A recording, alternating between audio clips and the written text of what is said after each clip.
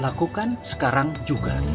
Dalam pemrograman pikiran bawah sadar, ada satu kunci yang harus difahami dalam cara kerja otak. Software pikiran itu hanya mengenal kalimat sekarang atau present tense. Otak kecil manusia yang di belahan dalam atau di amigdala yang membuat pemrograman tidak mengenal kata akan, tidak mengenal kata seandainya, tidak mengenal kata-kata mudah-mudahan, nanti, dan sejenisnya. Yang mereka kenal adalah kekinian. Jadi, kerjakan apapun sekarang, seakan-akan Anda sudah memiliki. Saya ulangi lagi, apapun yang Anda percayai dan inginkan dalam pikiran, Anda ulang berkali-kali bahwa Anda sudah di sana atau Anda sudah memilikinya. Pilihan kaya cepat dengan kaya perlahan memiliki cara memulai yang berbeda. Cara memulai menentukan kemakmuran Anda. Kemakmuran merupakan skill yang harus dipraktekkan dengan pengalaman dikumpulkan jam terbangnya. Seperti keterampilan berenang. Belajar tahap awalnya adalah menceburkan diri ke air, lalu belajar mengambang, lalu kepala di atas air, lalu gerakannya sembarang, pokoknya kepala di atas air. Dan untuk masuk ke air, Anda membutuhkan satu buah modal, yaitu berani. Jadi modalnya apa? Berani tok. Dalam bisnis, modal pertama juga sama, yaitu berani,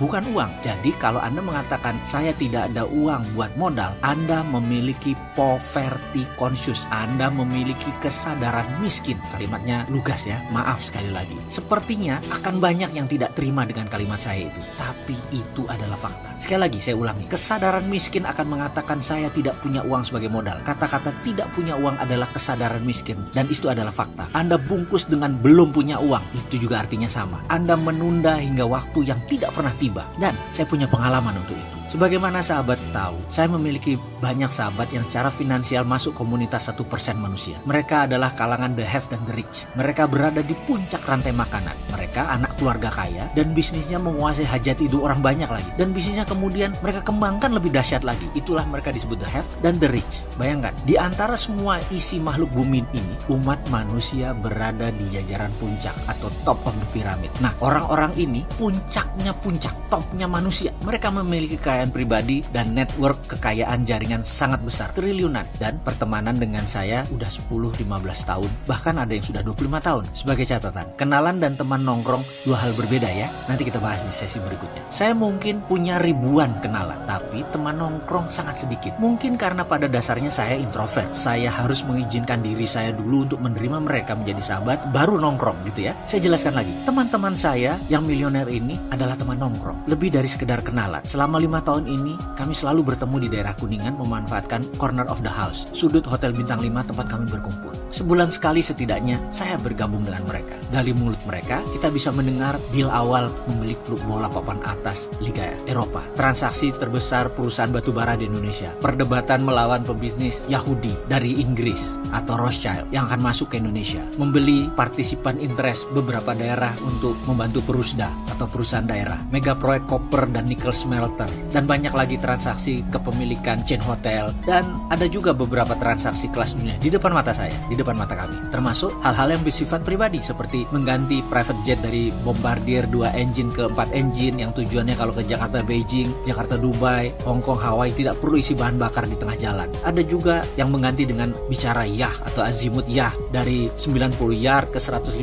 yard. Itu percakapan biasa, seperti kita membeli Indomie kali di Indomaret. Yang saya mau ceritakan adalah hubungan pertemuan saya dengan mereka sempat terputus sejak 2006 sampai 2010 kira-kira. Saya tidak sempat ada waktu bertemu dengan mereka, dan entah bagaimana mereka juga seperti ada cara untuk tidak bertemu dengan saya. Bukan dengan sengaja, maksudnya kayak ada yang ngatur aja. Semua seakan-akan sibuk. Mereka tetap saja bertemu satu dengan yang lain dan tetap berbisnis. Saya tidak keduanya, alias saya tidak bertemu dengan mereka dan saya tidak berbisnis dengan mereka. Tahun tersebut, usaha yang sedang saya bangun semua dalam masa tanam. Belum ada yang bisa dipanen. Lalu saya ingat istri saya berkata, "Ayah, kenapa sih nggak nongkrong dengan mereka, teman-teman lama itu?" Lalu dia sebutkan beberapa nama pebisnis sahabat saya yang namanya sering ditulis di media, dan beberapa nama yang lebih muda tapi lebih sukses, tapi tidak pernah diekspos media. Saya langsung setuju. Saya ingat sekali pertengahan 2010 akhirnya saya bertemu dengan mereka, dan langsung saya dihujani dengan pertanyaan, "Kemana aja bos? Sudah banyak cuan ya? Banyak fulus ya? Lupa teman ya?" Dan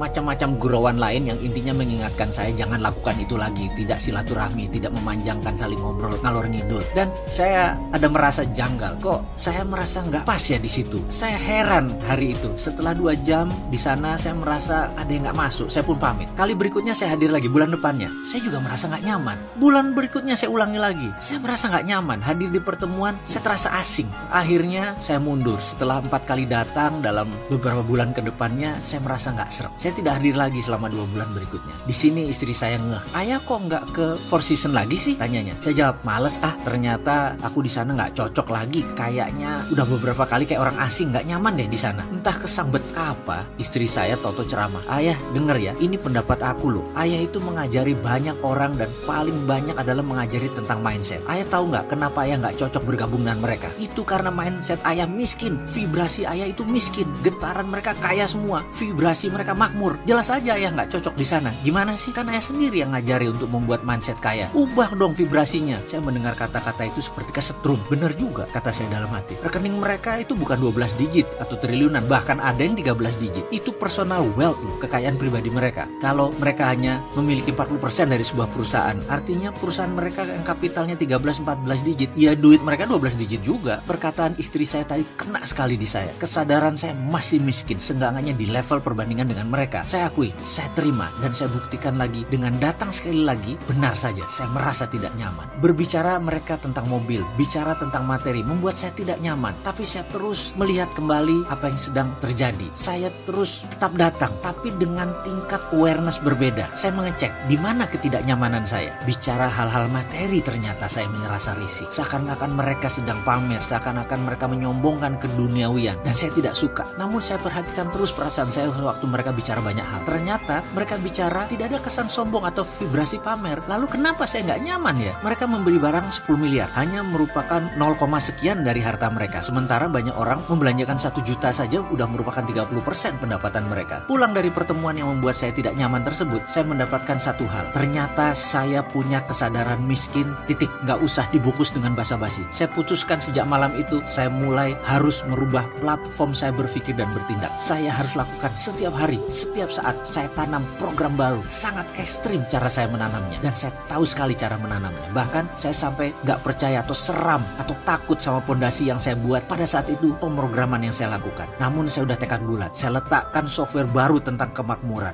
Ini ilmu praktek, bukan ilmu teori. Jadi saya tidak bisa menuliskan atau saya tidak bisa menceritakan caranya untuk Anda sampai Anda mengikuti video ini seterusnya. 2 bulan saya melakukan itu. Sampai saya hafal karena masuk ke subsistem saya yang paling bawah. Akhirnya saya percaya diri, yakin seyakin-yakinnya bahwa saya adalah mereka, saya sama dengan mereka, saya lebih dari mereka. Lalu saya kontak beberapa sahabat, bertanya kapan ngumpul. Yang dijawab, ada nih malam ini. Saya melihat jadwal saya, ternyata sampai pukul 18 saya masih ada tamu, sementara jam segituan biasa sudah kumpul. Saya baru datang jam 19. Malam ini hadir luar biasa banyaknya, biasanya 7-10 orang. Malam itu ada 30 orang yang hadir, seakan-akan semua teman kita hadir. Kehadiran saya yang paling akhir membuat posisi duduk tidak ada pilihan, di ujung meja. Bayangkan begini, dalam meja lounge ada meja tinggi dengan bangku tinggi, kayak kursi bar. Hingga kalau tidak duduk, kita dapat berdiri menyandar tangan dengan nyaman di meja tersebut, meja bar. Tapi ini adalah meja yang kecil dan dekat, saling berhadapannya dekat, dengkul ketemu dengkul. Baik duduk maupun berdiri, jarak mejanya dekat. Akhirnya kami semua dalam posisi duduk, kecuali saya yang di ujung sendirian. Semua mata menyapa dan menatap saya seakan-akan saya yang adalah spotlight posisinya, karena kayak orang yang lagi bayar di posisi ujung. Jeruk hangat diletakkan oleh waitress di kanan meja saya dan saya mulai bicara. Saya nggak tahu kenapa, mungkin malam itu saya kesambet dewa ketawa kayaknya. Saya seperti seorang stand up comedian yang lagi ditangkap oleh mereka. Selama 2 jam kami tertawa terbahak-bahak, terkekeh-kekeh, kepipis-pipis malah. Asli lucu dan kami saling menimpali joke.